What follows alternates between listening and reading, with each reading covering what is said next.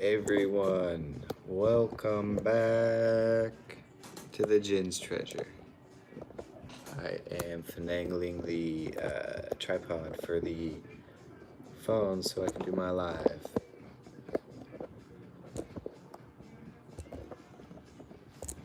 Almost got it. I think that'll do. Oh. Remember, never drop your phone when you're in a live stream.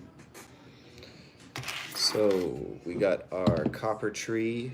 Well, let me spruce it up a little bit and make it look like a lush tree. Yeah, kind of tree-esque. You can see where I'm going with it. What I did is, I think this is a stone that came from the river or something. Maybe like a construction site somebody gave me. And yeah, so what I do first to start, you see this copper ring right here. It's just like with the simple malleable copper wire, you create a ring like that. And then from the ring, what I do before I get the stone involved is create something I call the sunset, because it looks like a cartoon drawing. If you could use your imagination a little bit, you see the copper coils. There's one here, one here, one here, here, all the way around the circle. So if you could use your imagination and imagine that this is like a circle, and then it's like a cartoon with the sun rays coming out the sides. Anyways, so I do the sun before I get the stone involved, and then once the sun is complete, then I put the stone flat on top of the circle of the sun, and then fold the rays of sunshine around the rock, as you can see. So the fingers come from the bottom, and then they curl around the top, and then they continue to meet with reunite with all the other wires. And then we begin twisting them around, just in a spiral fashion. Once we get that kind of the skeleton or the frame complete, then we are free to play around with adding more wire. So what I do is, with all my wire wrapped goods, whenever I make a ring or a pendant, sometimes even with earrings, not usually though, because earrings don't really require a lot of wire, so it's rare that I have any scrap wire that I could add to the tree. But anyways, what I'm saying is that sometimes I'll end up with scrap wire after I'm finished with creating a pendant. So like this, for example, it's incomplete, but you could imagine so how it looks complete, but then there's these dangly wires that are left. There's one here, one here. So I will clip those off and then have an excess of this kind of mangled wire, junk wire, if you will. And so creative recycled solution is to take those scrap wires and add them to the tree to become one more vein or vine, maybe even a branch for the tree, as I just continue to do the wire wrapping, as the name entails, wrapping the wire.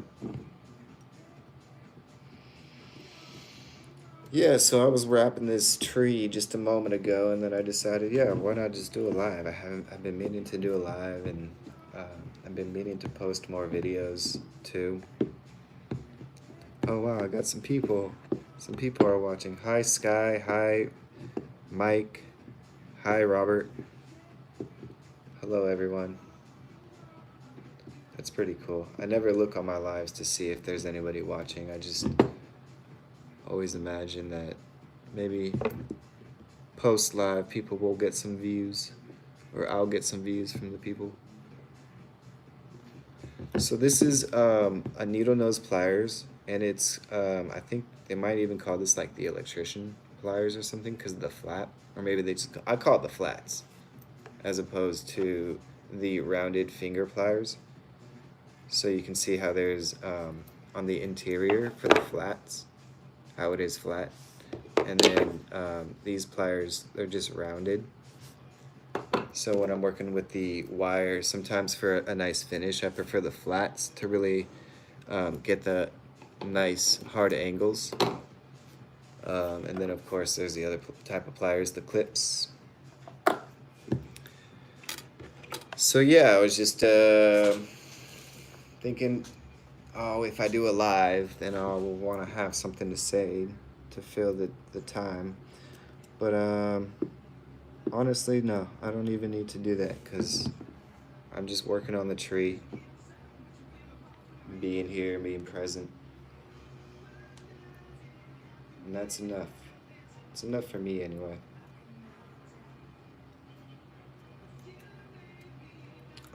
I guess one thing I could show you after I finish adding this little wire is how I get it started to just, some of you might be wondering, well, how does he just simply add the wire? Because the beginning, kind of true in life too, the beginning is the hardest step. Because you're fumbling in the dark, not knowing. Until you find that first step, you're never gonna know. Of course, we have teachers in our life, but we never fucking listen. We never listen to our teachers. Unless we know to listen. Life is a teacher. It uses everyday people. And I got caught up in that rant that I forgot to, before I added this wire, show you what I said I was going to show you. So I'll show you on the next one. But basically, yeah, this is just, it's a very cheap project, but it's very time consuming. So it's a very good hobby. I wouldn't recommend getting involved in trying to market these trees. They are great. People will buy them for sure, but not at a fast enough rate to make a business out of it. Not in my opinion, anyway. All right, so let's not get cut up this time. So for the wire, I look towards the base and look into any gaps. Let me see if I can reverse my phone, if the camera quality might improve. Orientation lock. All right, so like this, for example, that's a very large and obvious little nook that the wire can just slip through.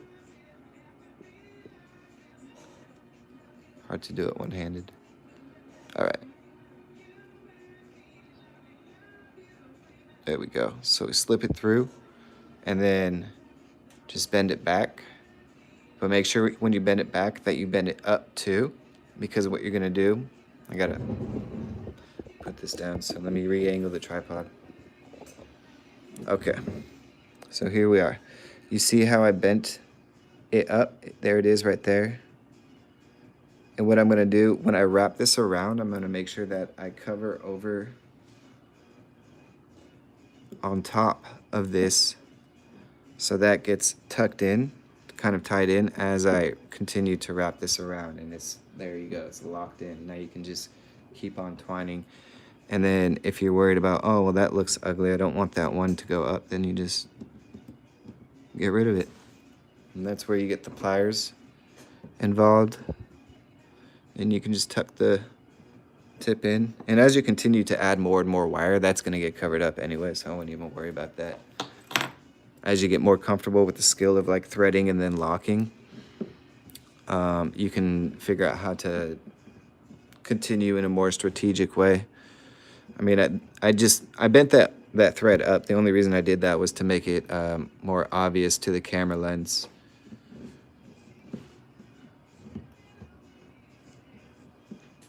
Anyways, what do you think we should do? Should we do my face or should we do... I think that's kind of cool, actually. You guys can just listen to me and watch as I work. We'll all watch.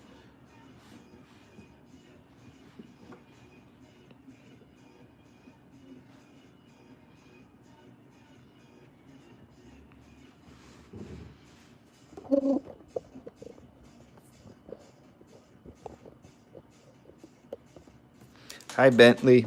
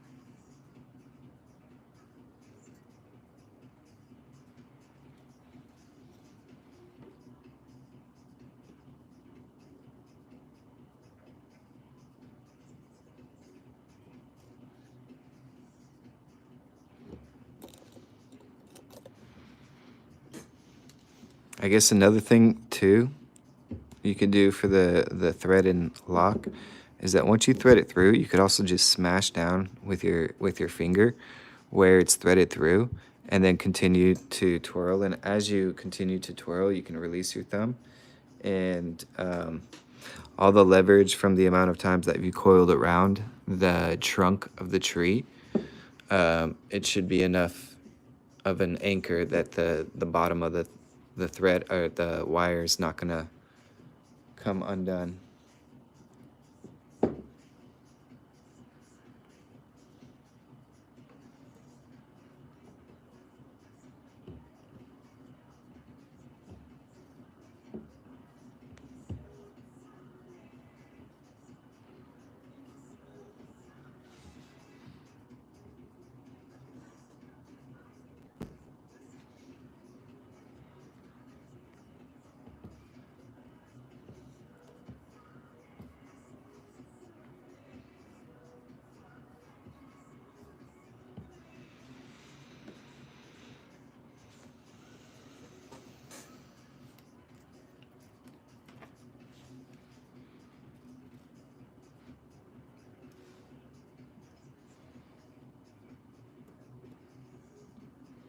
So you see how, for example, I've just poked it through.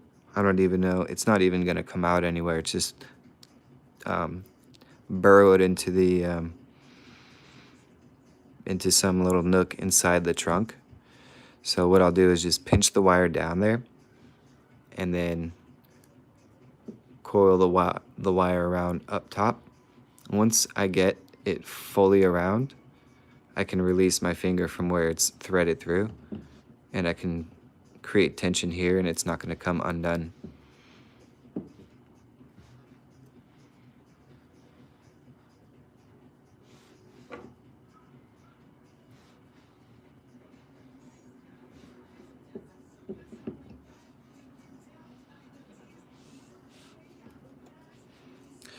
Getting to the end of the wire here. Down to the wire.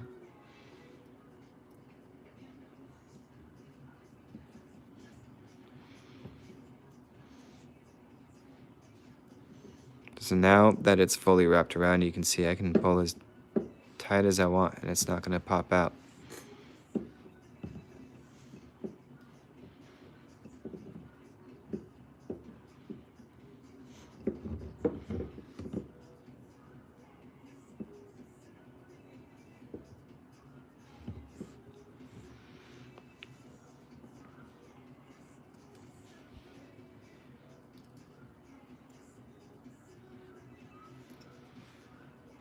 If you have some shorter scrap wires, you could even cheat. Instead of going all the way down to the base, all the way down to the base of the stone, you could just go up a few steps or levels and then do that same technique. Just poke and then pinch. Oh, I didn't poke far enough.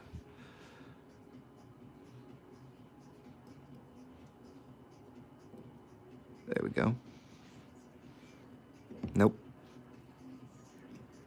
Let's try somewhere else. Maybe up top, like right here. There we go. I got it latched onto something.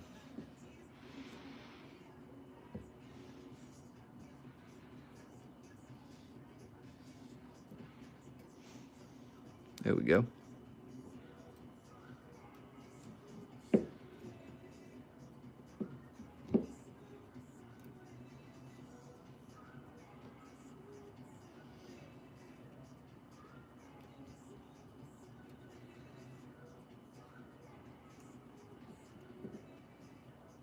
That's kind of weird. Salutations from the middle of a Walmart parking lot.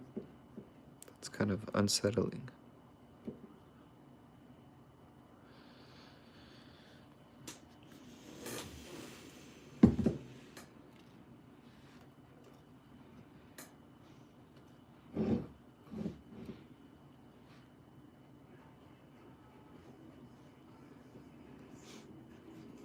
One thing I will say though is that as you do this, you want to make sure that all your twists, they all go in the same direction. So if you start in one direction going clockwise, continue going clockwise, or if you start counterclockwise, continue going counterclockwise. It doesn't matter which way you go. Well, I suppose it does for metaphysical reasons, you could say, you could argue. But other than that, what's important isn't so much as which direction you flow, just as that you keep flowing in that direction. Again, could be a good metaphor for life. Well, that's about it for all the, actually, I'll use this one. This will be fun. It's like a little slinky because it's just coiled wire. So this was a wire that was coiled around another wire. So as I pull on it, you can see it's kind of like a slinky.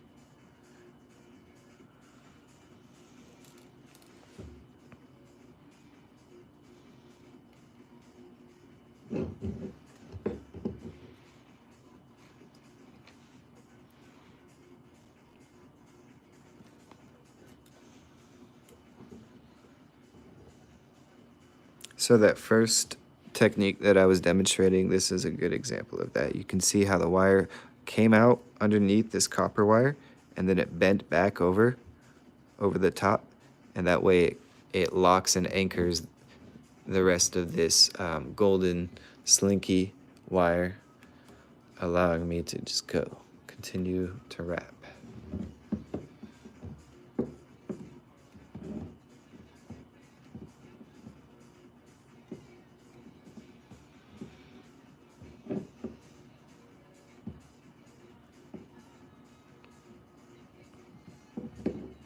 Looks kind of funny. We'll see. I don't know if I'll keep that. We'll see.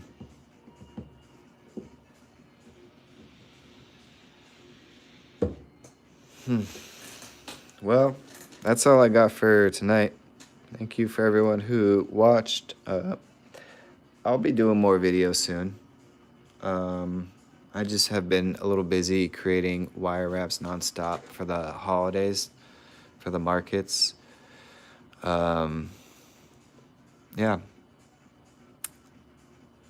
Probably, I'll for sure get some videos in before next year. All right, everyone, have a great night. Happy holidays. Peace.